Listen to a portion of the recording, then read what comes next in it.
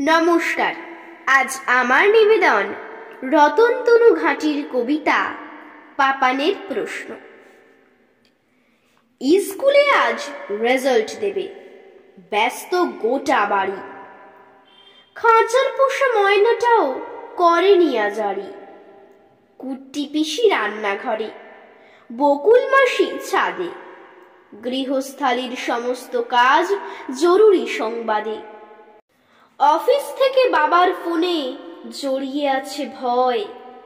মা দাঁড়িয়ে রঙিন ছাতায়, দুপাশে সংশয়। স্কুলের গেটে স্বপ্নেরা চুপ, উথাল পাথাল ঢেউ। গাছ ভর্তি বকুলেরা দেখেছে কেউ কেউ।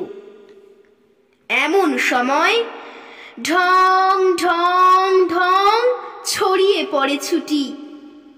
রেজাল্ট হাতে বিদ্যাবানরা উধাও খুনসুটি।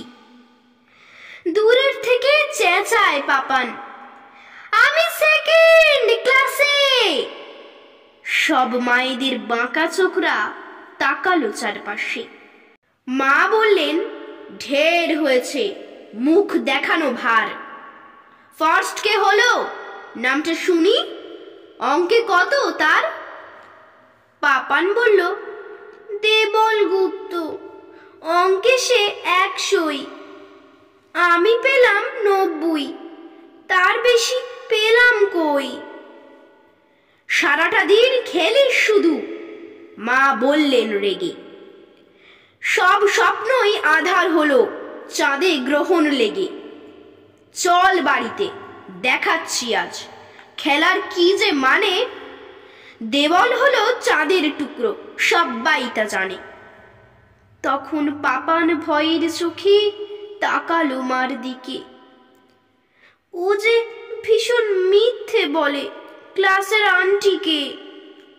বলুক, তাতে দোষ কিছু নেই, ফার্স্ট হয়েছে ক্লাসে।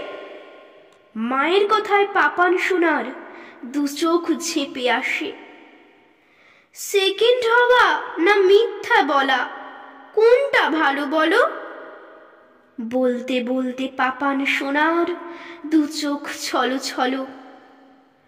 মুখের উপর উত্তর দিস, মা বললেন। একি, খুব শিখেছিস কথা, আজকে বাবা আসুক দেখি। মায়ের কাছে জবাব পাইনি, দু চোখ ভেসে নদী। ছোট্ট পাপান মঞ্চে উঠে প্রশ্ন করে যদি।